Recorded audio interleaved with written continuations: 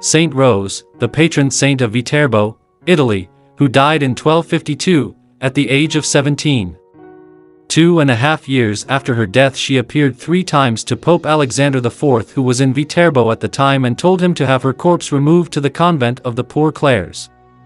Then, her body was found incorrupt, and it had remained in that condition to this day.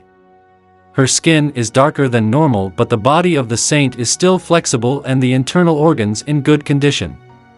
Miracles are constantly occurring at her tomb. When only 3 years old, she raised her maternal aunt from the dead.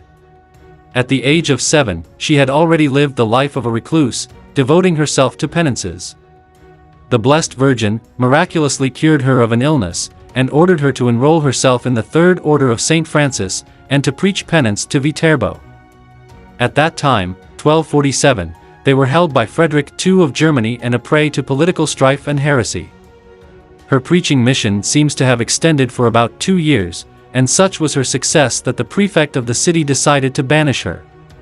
The imperial power was seriously threatened. Accordingly, Rose and her parents were expelled from Viterbo in January 1250, and took refuge in Soriano. On December 5, 1250, Rose foretold the speedy death of the emperor, a prophecy realized 8 days later. Soon afterward she went to Vitorciano, whose inhabitants had been perverted by a famous sorceress.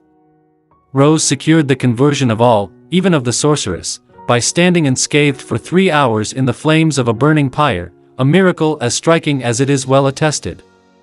With the restoration of the papal power in Viterbo, Rose returned. She wished to enter the Poor Clare convent of St. Mary of the Roses, but was refused because of her poverty. She humbly submitted, foretelling her admission to the monastery after her death. The remainder of her life was spent in the cell in her father's house, where she died. Her feast is celebrated on September 4th, when her body, still incorrupt, is carried in procession through Viterbo.